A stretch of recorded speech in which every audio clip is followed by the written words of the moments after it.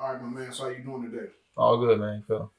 All right, let's go back a little bit. Reintroduce yourself for the people who may not know. It's been a while since I've seen you. All right. So tell us a little bit about how you came up, man. Um, I came up with Montana 300.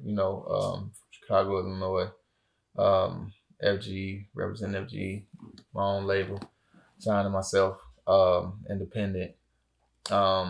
Came up basically a big fan of Tupac, DMX, Cash Money Records, Lil Wayne. Um, some of the people that's some of the people that's influenced me, on my time growing up and being a student of hip hop. I blew up. What really got me on and made me really first go viral is I did a song, Chirac remix, Chirac by Nicki Minaj, and I remixed it, and everybody else was remixing it at the time, and I did it, and mine blew up and went way more viral than everybody else's, and then so that's what basically got me on everybody's radar, and so basically I was dropping remixes and killing all the competition. Whoever was else doing remixes, my remix would be the best one lyrically, most views, stuff like that. So in the midst of that, I started dropping my original content and original albums and stuff like that, and I just been doing that, and since then, do a couple of remixes for my fans just to show them how easily I could crush the competition, and then just doing me.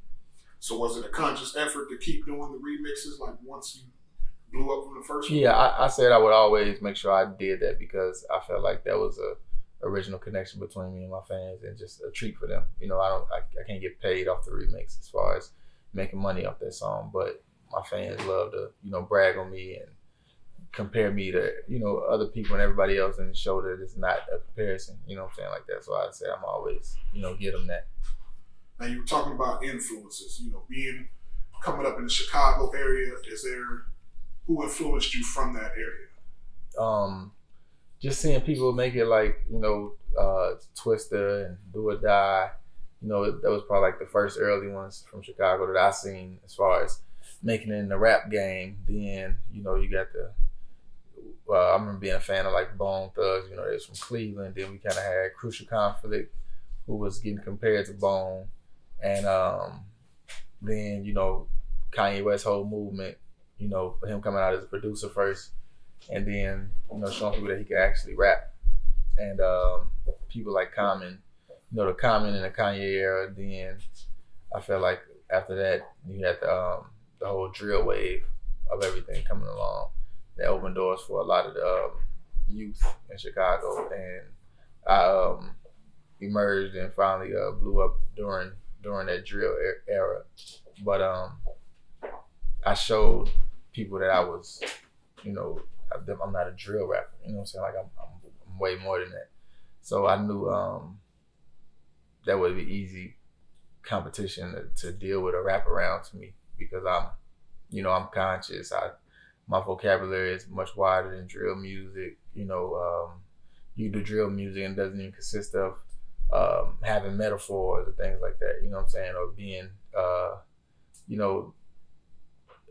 versatile. Like, you can have the mind of a 14, 15, 16-year-old and do drill music. It doesn't require much, you know what I'm saying, other than just being violent, really, and kind of like a slow pace of rap or slow little bop to the beat, stuff like that. So I feel like I would say people, mainly Twista was the one I respected a whole lot. Twista, Kanye, for the most part. Me personally, I go with them. All right, now, maybe back in January, I went up to Chicago and I interviewed probably about 22 different artists from Chicago. And a lot of them are newer. I would think they come in a generation after you. And a lot of them were saying that drill is no longer a thing up there. Right. You agree with that?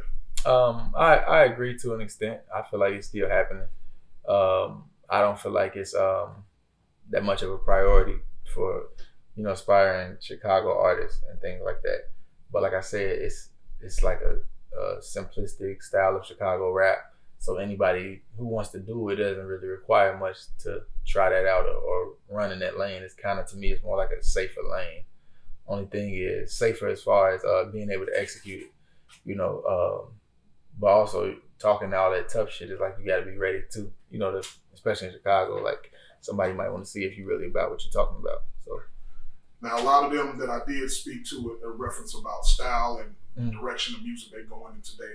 A lot of them seem to be getting back over into the samples and the, maybe a little bit of that Kanye style of music. Like I interviewed people like Joel Q and Richie West and guys like that. A lot of them are doing the sample-based music today. So it's a lot different, than it was. But I didn't know that actual drill was kind of like on its way out. Yeah.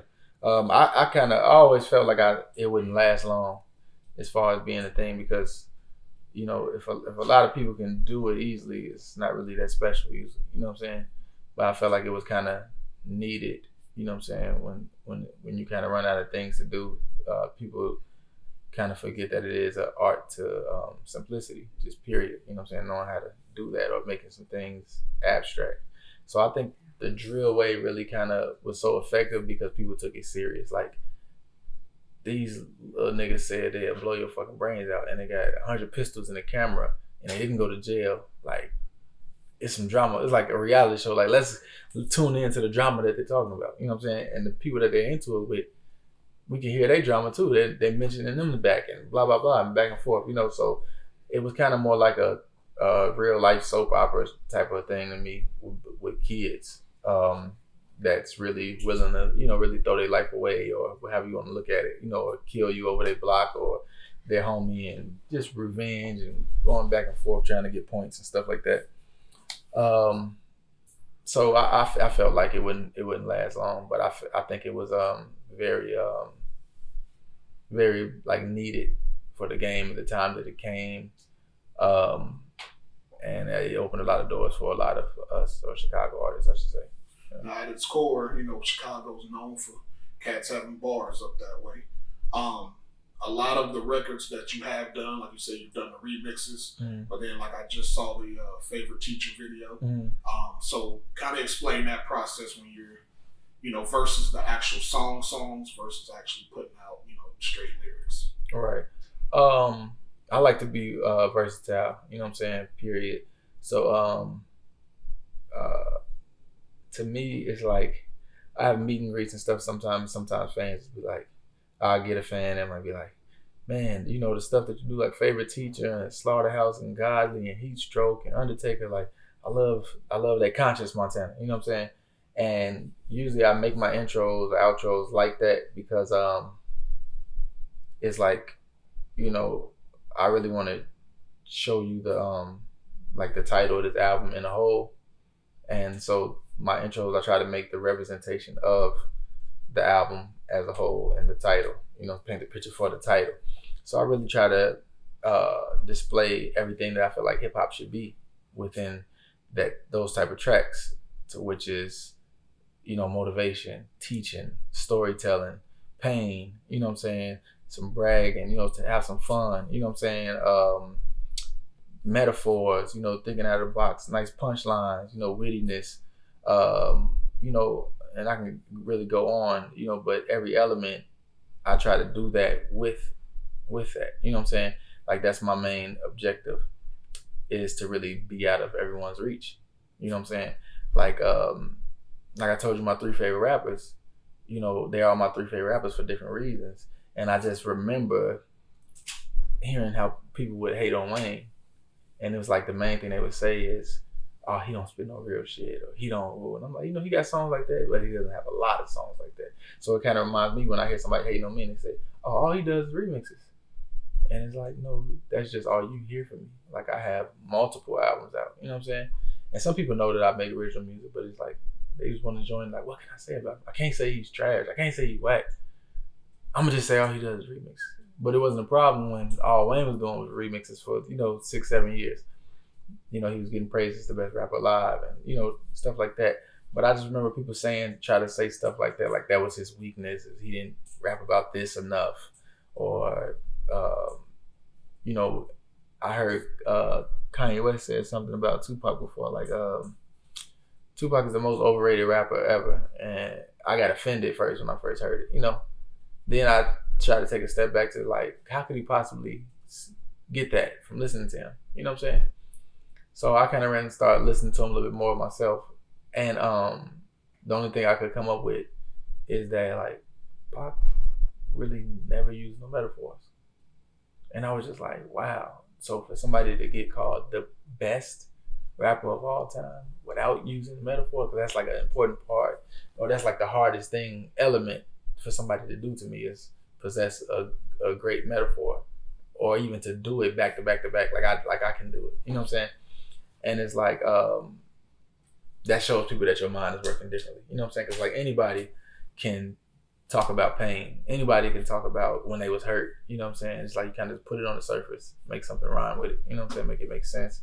Well, it makes sense in the rhyme, I write that down.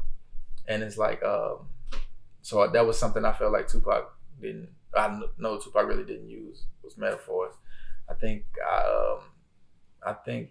I probably recall hearing like 3 metaphors from him really in my whole life. And it was like, depend on me like the 1st and 15th. And better roll on your ass like an avalanche. And up and down like a roller coaster. You know what I'm saying? Like stuff like that. And it was like, other than that, everything else was I don't want to say on the surface because he was deep at the same time, but it was like it didn't take a lot of participation from the listeners. You see what I'm saying? And the majority of people don't like to work. You know what I'm saying? Some people can listen to my music. Like, I'm not listening to that shit because I didn't get none of it. And I felt left out. You know what I'm saying? Like, I don't like the feeling, so I don't want to listen to that nigga no more. It's like, you have so much of life to learn in order to get these things. You know what I'm saying? Like, so maybe later in life when you mature and, you grow as a person and you learn life, you'll learn to appreciate this when you hear something like this. You know what I'm saying?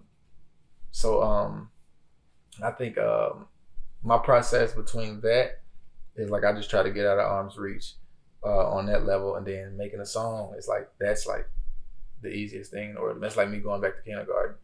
Like I get to be catchy because I can easily, make one line mean 2 and 3 different things. I can do that all day. You know what I'm saying? For the rest of my life, I'm not running out of bars.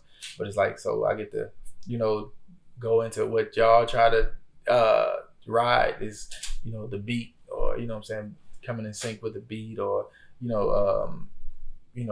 just saying some of the simplest stuff, but it's catchy. You know what I'm saying? And that's cool. Sometimes, like I said, some art to simplicity. So it's like I try to make sure I mix that in and don't get too much out of people's reach. Like kind of come down to where like let the kids be able to enjoy this, or the 7th and 8th graders, and you know what I'm saying, like stuff like something that they can really, you know what I'm saying.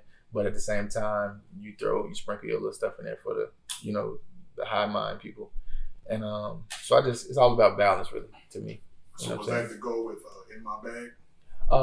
Yeah, In My Bag, it was more like I felt like the hook was catchy enough, period. And I felt like with that and just how saucy the beat was, I just felt like there's so many ways I can go with this. Like even if I wanted to sing on it, you know what I'm saying? So the more space or slower the beat is, the more time that you got to really like do multiple things. You get to play with it, you know what I'm saying? Like you got more time on your hands really to, you know what I'm saying, take different approaches. And I think In My Bag is it's like more of a fun mixture of it, you know what I'm saying? It's a lot of lyricism in the verse, but I think it's enough in there for, the younger people to catch enough to be satisfied, you know what I'm saying? And not feel like, oh, he just was so over my head the whole goddamn time, you know what I'm saying? From the beat to the way I'm saying certain things and whatever they catch, I could picture somebody hearing a line that they might not get, but it's like, oh, but the way he said it just felt good and it sounded good. So let me go find out what the hell that is that he was talking about. You know what I'm saying? Certain things like that. So yeah, I just feel real special about In My Bag. I think a lot of people of a wide, age difference can rock with that, feel that. And you about to shoot a video for that?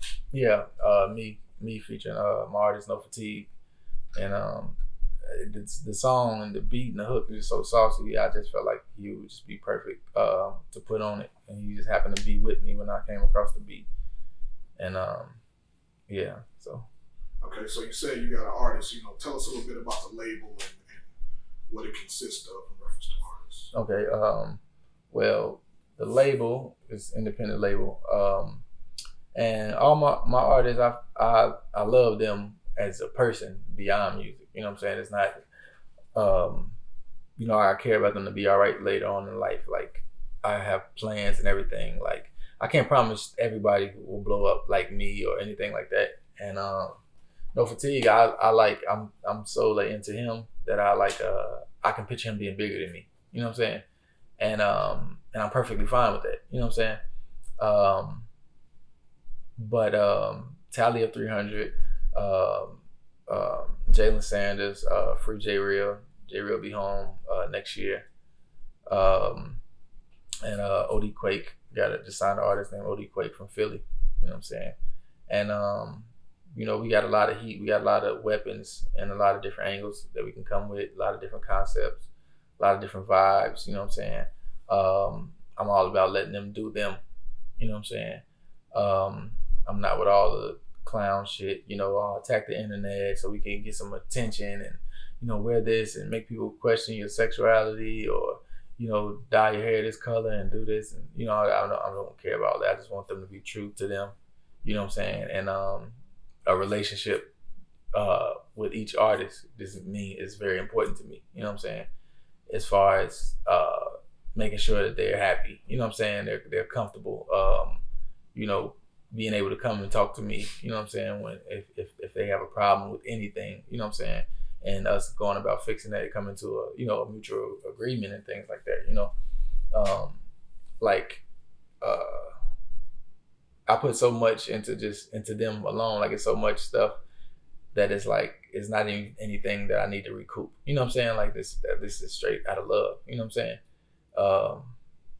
Like I remember watching my favorite movie, 5 Heartbeats, and I remember Big Red talking to the manager. He said, you know, those other guys to be replaced. You know, you and I know Eddie's the main thing in this group.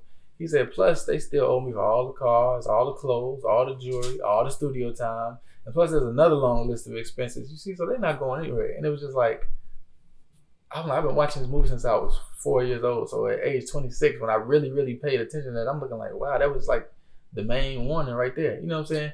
And there's so many people that, oh, you want me to get you a bottle of water? Okay, I'm adding that to the, you know, there's a list too. I'm going to be that petty. You know what I'm saying? And it's like, for years, you know, I've shared my stage, you know, with my artists before even, you know, asking them to sign anything. You know what I'm saying? Like, I'm sharing my stage, you know, I'm taking care of travel and stay, hotel, food, you know, all because I love you that much. I want to see you grow. You know what I'm saying? There's plenty of artists that I know, like big artists, who have artists, and we never see them on stage with them. You know, we never see them in videos with them. You know what I'm saying? And I'm just all about just, you know, sharing my light while I have it. You know what I'm saying? I know what it feels like to need help or want help and not have it. You know what I'm saying? So when I see somebody trying, or I feel like I see you trying and I feel like it's something special about you, then, you know, I'm willing to gamble with you. You know what I'm saying? And, you know, you can't expect everybody in life to be appreciative of your hand that you lend. You know what I'm saying? Things like that. So at the end of the day, I like to just move like a family. Like, it's some labels that they don't care if one artist is beefing with other artists. As long as y'all both making me money, it's like, I'm perfectly fine with that. And that's not fine with me. You know what I'm saying? Like, really got to move as a family. You know what I'm saying? Like, how can I conduct business with you when my other friend over here wants you dead? Like, that's will be basically messing up my investment. But fuck the investment. This is my friend. This is somebody I tell I love you, bro. You know what I'm saying? Like, we need to come together in private and get this shit straightened out before we go out in public looking like some fucking fools. You know what I'm saying? But that's just how I move as far as the core. Like I said, I'm big on everybody being themselves, and I just want to help them do that and, you know, help them shine. It's not all about me profiting. You know what I'm saying? Oh, I don't even fuck with him because I feel like he's gonna blow up. Like, that's not the case with anybody. Like, I feel like if the whole world quit on me, at the end of the day, I have me, and I'm fine with me and what I do and what I You know what I'm saying? Yeah. So are you guys currently on tour now, or do you have a tour coming up? No, we have a tour coming up. More like October. Yeah, we're getting a lot of dates scheduled and put in order to make sense. You know what I'm saying? Traveling, so we're not doing backtracking and running into the next city type thing. But yeah, tour is always fun. You know what I'm saying? But right now we just knocking out videos, doing press, recording in the studio, working on multiple projects. All right, now with having your own label, correct me if I'm wrong, but I believe I saw a post of yours. I don't know if it was within the last few years. You were talking about generating income, and I don't know if you remember or not, but you were talking about how people feel like if you're not on a major label, then you're not making no money. And he was kind of breaking it down how you have the label and you're making moves and doing things on your own, and you're generating income doing what you do. So what's exactly your question? It's I want you to elaborate a little bit on that. Okay. How people think if you're not signed to a major. Gotcha. Okay. I just want people. You should know that if you're doing anything independent, meaning like, okay, I don't need y'all. I'm going to do this without y'all. It's going to be hard. That's the harder route.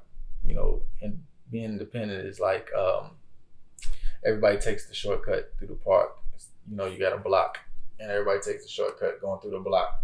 And being independent is like, okay, I'm going to walk all the way around the way I'm supposed to walk, and go around this way. And even though it's a longer route to get there, and you might get there a little bit later than everybody else, you won't miss what you were supposed to gain along the way.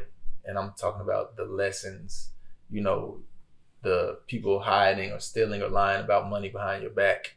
You know what I'm saying? The shortcut is the cut that's short. You know what I'm saying? Like, how can you be, feeling some type of way when you took the shortcut? You know what I'm saying? You took that when you had the option, to go the right way, you know what I'm saying? And, gain everything, all the knowledge and wisdom. Because at one point in time, I wanted a deal, you know what I'm saying? Until I found out how it works, you know what I'm saying? And a deal might make sense for some people, because some people might not never reach that goal where they're trying to get to, just because you might not have the right writer, but you have the perfect voice. And getting a deal might be able to provide you with the right writers, you know what I'm saying, or the right producers, you know what I'm saying, things like that. So just being independent goes back to like what Nipsey said, like you gotta lay down extra groundwork, you know what I'm saying, whether that's hunting for producers. Okay, I got me a few go-to producers that we're gonna work, whether it's just you hunting for artists and you just a CEO and you don't do music yourself, but you're, you know what I'm saying, looking for artists, things like that. But so like I said, it's gonna be harder. And to people on the outside looking in, people don't understand the business of things. So they're gonna think, oh, this song right here is getting played on the radio all the time, so it's a fucking hit. It must be a hit. Everybody knows the song. Yeah, everybody knows because it's getting played on the radio all day. But they don't understand that every song getting played on the radio all day has a budget behind it. There's no such thing as a radio hit. So somebody could look at me and say, "Yo, he does remixes. He can't make a hook. He doesn't have a hit." And it's like, people don't even know how many times I've sat down with record labels and they like, "Oh, we like this song. We want to blow this song up. Like, get this played all over the country on the radio." You know what I'm saying? All this, like, for me turning down every single major record label that's offered me a deal, all the way to, I got to the point to where they asked me, "Well, what kind of deal do you want? Like, how can we make this work?" Things and stuff like that. And it's like, at any given time, I could pick up the phone and be like, "Yeah, I'll sign. Let me get this this big advance check, and I'll find out a way to pay you guys back later." And yeah, so now my song is on the radio. So all of a sudden, Montana finally came over the hit. Like, no, at the end of 2014, they was like, let's do this. We could push it. We want to push this Ice Cream Truck song and blow this up. I had that same day, I was with 300 Entertainment, and they the first label that offered me a deal, and they told me about Fetty Wap. They said, Fetty? I'm like, "No, I don't know what it is." They said, "Oh, he's good, man. He got a song called Trap Queen, and it has 1 million views." And at the time, I had like 38 million views. And so I got 38 million views. Fetty Wap has 1 million. I got 38 million views within the last 5 months. He had 1 million views within 2 years. So I'm like, okay, I'm gonna check him out when I leave here, you know. So I turned him down. He signed with them. By March, that was December. Right after that meeting, I had a show in the Bronx. Fetty Wap opened up for me, and I was the main headliner. Cardi B was the host. She was just hosting. She wasn't even rapping at the time. 3 months later, after that meeting with them, I had 38 million. Fetty Wap had 1. January, February, March. March, I met Fetty Wap because I did a remix to his Trap Queen. The song was blowing up. In between them 3 months, they had a song that took 2 years to get 1 million. It was the #1 song in the world. That's the effect of a label, a multi-million-dollar company putting money behind your single. And then today, like somebody was asking, like, why don't Fetty put it out in music no more, you know? Or he fell off or such and such. It's like, no, he's still making the same hits. It's just a difference when a multi-million-dollar company is putting money behind your single, and it's like they have to play it X amount of time on the radio all these days. So people that don't know the business, that's how they think you know what a hit is and what a hit isn't. Oh, it's not on the radio. Oh, you can't make hits. Oh man, you know, some people, hey man, let me know if you need some hooks, bro, because I know you need some hooks. Because you think I rap the whole time, and you probably never heard my original songs, or you feel like my original songs was trying to make it to the radio and they fell short. You know what I'm saying? And I need a better hook. It's like, no, I like songs like Wife and You and stuff like that, which is my biggest song, which is completely opposite of the type of music Montana 300 is known for, which is the bars and the, you know, just going in basically. You know what I'm saying? Because Wife and You still has bars in it, but like I can make songs like that. Like I could write for Beyonce or Rihanna, some R&B stuff like all day. Like I can do that easy. I actually like R&B more than I like rap. It's just that I'm the killer at this rap shit. I'm just a killer at writing, period, though, honestly, to tell the truth. But yeah, that's basically it for the most part. So aside from the 5 Heartbeats scene in particular, what would you say you got your rude awakening about the music business? I think when I first like started writing in high school, like age 15, and then I kind of seen that I had the gift of really like getting reactions out of people, you know, and I think that kind of fed my hunger, you know, of like I got something special, you know what I'm saying? Like if I can make people do that around here, I can probably make people do that around there. People is people, you know what I'm saying? So, you know, learning people, learning what moves them and stuff like that, I think that's what started to build it. But I always had, you know, crazy passion. I always been real optimistic and, you know, a visionary and, you know, seeing things exactly how I want them to be and trying to have the right calculations of how to attain that vision, you know what I'm saying? All the way to the opposite of seeing exactly how, you know, people who quit on me or anything will fall flat on their face or regret, you know what I'm saying, not rocking with me or, you know what I'm saying, not being loyal or, you know what I'm saying, or turning that or just basically being ungrateful, you know what I'm saying? And it's like I've been right like every time, and I feel like that just goes into studying people and knowing how people work. And other than your tour, you got a project coming up. What else do you got in the works? I have a few things. I have a lot of things, more than usual. I have an album coming out in December called A Cold Day in Hell. I have a joint project with me and Tally of 300 called Guns N' Roses Part 2. We're working on that. I'm dropping an album on May 20th called Rap God, and I'm trying to make that my best album ever, or yet. And I'm also working on a movie, and I'm also working on a soundtrack for it. So it's like basically 4 projects that I'm working on right now, and it's like whatever songs that I'm recording right now, it's like they're it's like I think this one should go to this album. I think I'm gonna say this for the soundtrack. I'm gonna put this over here with bro for me and his project, you know, things like that. So it's kind of fun, you know, doing this right now, but it's all like motivating me, you know, to just get stuff done. Okay, now reference to the movie, what's the title of it, and What role do you play? The title of it is called, I don't really want to talk about it too much, but the title of it is called Brother from Another. And it will be, I will be in it, you know, but I think everybody will enjoy it. You know what I'm saying? It's, I don't think it's anything anybody would really expect, you know, for me to produce or come with, you know, but I think they'll enjoy it once they find out what it is and stuff like that. But I don't really want to talk about it too much, you know. Yeah. All right. Lastly, you know, for those who don't know, how can they find you on social media, website, things of that nature? Everything Montana 300, MONTANAOF 300. I'm on everything, you know, from YouTube, Twitter, Instagram, Facebook, you know, the Spotify title, you know, Pandora, all that stuff. You can find me, look me up. All right, man. Well, I appreciate you sliding through. And thanks for having me.